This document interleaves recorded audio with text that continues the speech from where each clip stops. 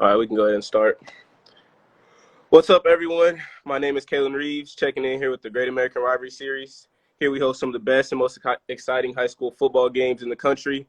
Today, along with me, I have 2024 QB Robert Pops Battle out of East St. Louis. How you doing today? I'm good. How are you? Good, good. Good. First, I just want you to introduce yourself a little bit to anyone who's not familiar with you and explain a little bit to me about where you're from. I'm Pops Battle. I go to East St. Louis Senior High. Play quarterback. Going into my junior season. Yep. Yeah. Backpacking that a little bit. Can you explain to everyone what it's like being from the city of East St. Louis and the struggles you may face growing up?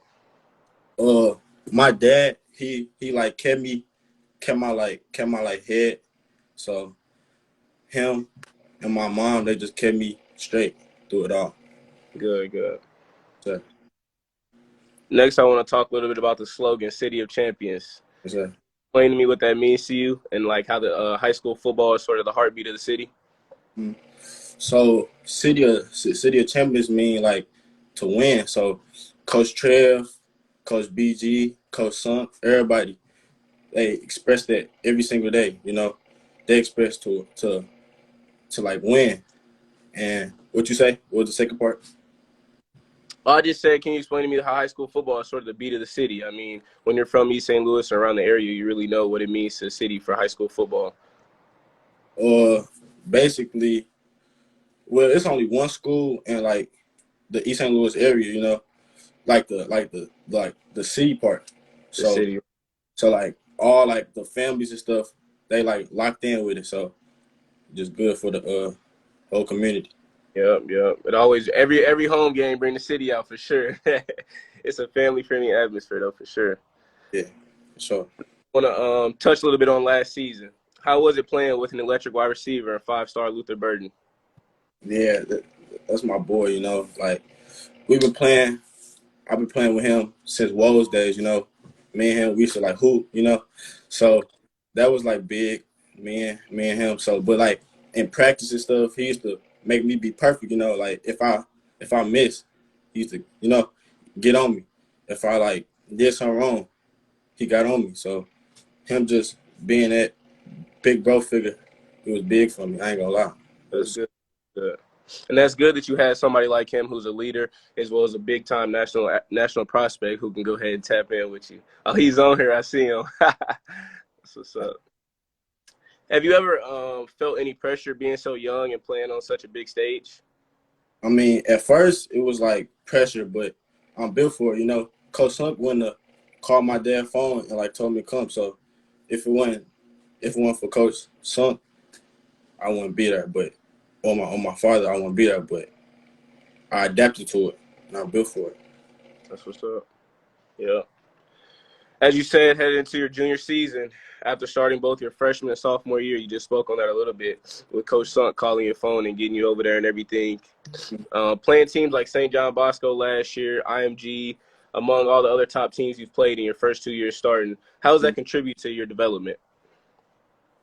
Playing teams like Bosco and IMG, like most of those like guys going like D1. So that's preparing me for like the speed of like the game and like everything that's gonna like come with it. Like Bosco, that was crazy. Like everything about it was crazy. It Yeah, was I ain't gonna fake it. Like it was crazy. So that and just me being focused. As long as I'm focused, I should give myself that for sure. good. That's good. What's your biggest motivator when you wake up every day and continue to put in work and continue to grind?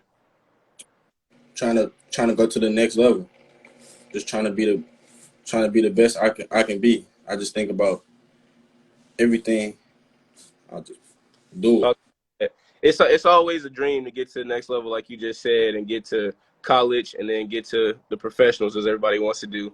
What would be your dream school going into college? Dream school.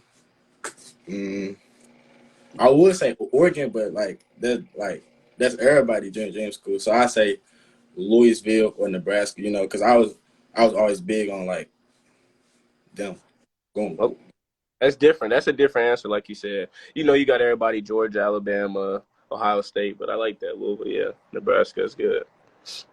I want to talk some about the tough season last year, tough ending season. At 37-36 loss last season in the state championship. First, what was it like playing in your first state championship as a sophomore?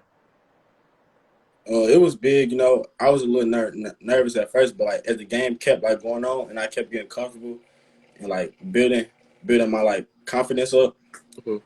I turned my that mode on, you know. Turned Yeah. up. Yeah, but you could kind of see it too. I watched the whole game and everything. You felt your way in the game. It was your first state championship. You've played on big stages like that, but it was your first state championship. You had to calm yourself and kind of get a groove for the game, fill them out. And they also played a different brand of football too, so it was a little different. Yeah, Different than what you used to seeing. yes, sir. I read a quote last year that said the last time the Flyers played for a state championship and didn't bring it home before last year was 1988. What is Mhm. it like playing for a school with 9 state titles and that sort of being the normal to always bring it home? We adapted to the culture, you know. They brag about that to us like every single day. They talk about the culture, you know. So if we have like a bad practice or something, we can't line up on the plane. So Coach Sunk said champions only sit down on the plane, you know. So we just adapt to it. That's good. That's good to kind of build into the culture and everything. And he's built a powerhouse program over there with 9 state championships and everything. And like I said, it's something y'all got to get used to, and it's nothing is going to change. I mean, y'all bring in state championships every year, and I know you're expecting to bring one in this coming season. There's a picture of you that got a lot of attention after that loss last year in the state championship. I bet you know what I'm talking about against Cary Grove. It was you down on one knee. Can you kind of walk me through that pain and emotion you felt after losing the game last year? Uh, it was like I was trying to make a play, but me making the play it cost it. But it's a learning lesson. I ain't really. It's a learn. It's like I know we're gonna be back, so me taking that, like I needed that L because like if I felt like if we would like won, I'd have been on cruise.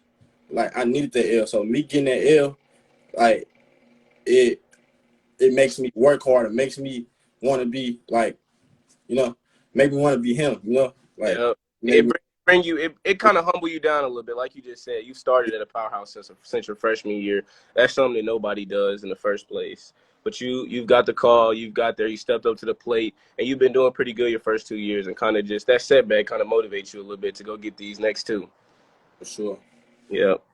What's the biggest lesson you've learned so far being a varsity starter for 2 years already and playing the amount of competition you have? Just think about the next play, you know. Can't keep my head on if it was a good play, bad play, just making the the next play a better play, you know. Yeah. Yeah. I've talked to several different players around the area who have circled you guys on the calendar for next year. Mhm. What game are you most excited for? Uh, I'm excited for all of them. It's not one. We trying to win. Okay. Who would you say is your biggest rivalry in the area? I've had a few people call you out. Call y'all, I ain't gonna say you, call you St. Louis out as a whole. But who would you say is your guys' biggest rivalry in the area? Ourselves, us. I respect it. I respect it. Now I'm gonna dive into this summer. I see you guys have gone to some 7-on-7 camps and everything, like a little SEC tour, and you guys have been successful, winning 3 championships this summer. Can you talk to me a little bit about that Arkansas, LSU, and Ole Miss tournament?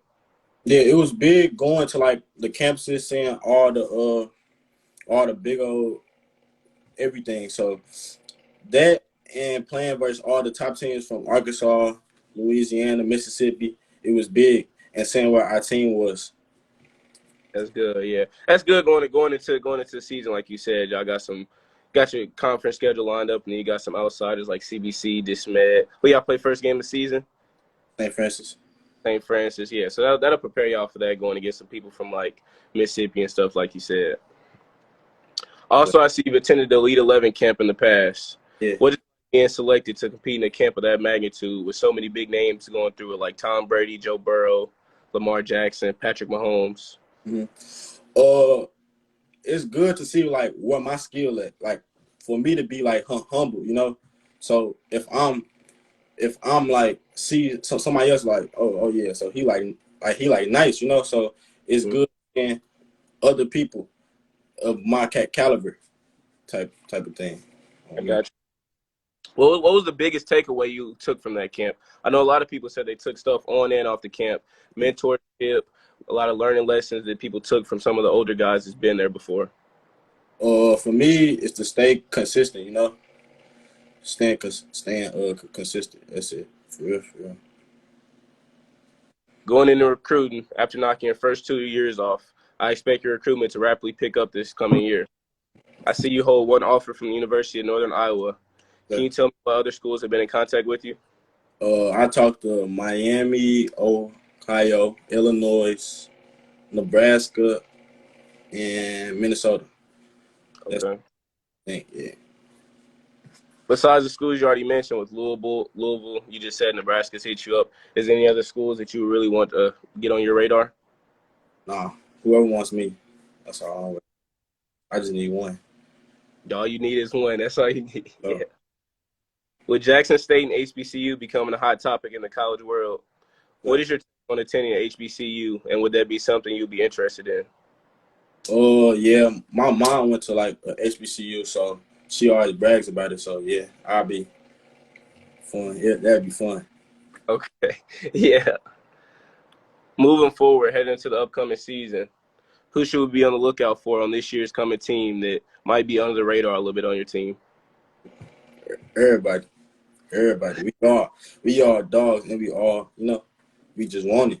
It's just different. Everybody, it's super different. Got you. Everything. If you had to pick who has the best drip on the team, I go me. you. I come to practice drippy, games drippy, everywhere drippy. I'm gonna hold you to that because when we at the games this season, when we at y'all game this season, well, I'm gonna have cameras on you before the game. We gonna see what your fit looking like. I'm gonna hold you to Oh, it. for sure. We got some people saying cap. Okay, besides you, who else would you have to say? Lou, I ain't gonna figure Lou. Okay, Like Lou not on there no more. So probably like Sue Sue. be having it on for Hey, sure. Sue. I got you. Sue be I don't having want to too long, no, but to wrap things up, what are you most excited for this upcoming season? to win all the games and dominate everybody, win them all and dominate for sure. Win them all and dominate. We gonna beat everybody, bro. Hey, yep. All right. Thank everybody for checking in with us and everything, spending time with us today, Pops. All Thank right, everybody look. for tuning in to another interview here with us. Be sure to follow and stay tuned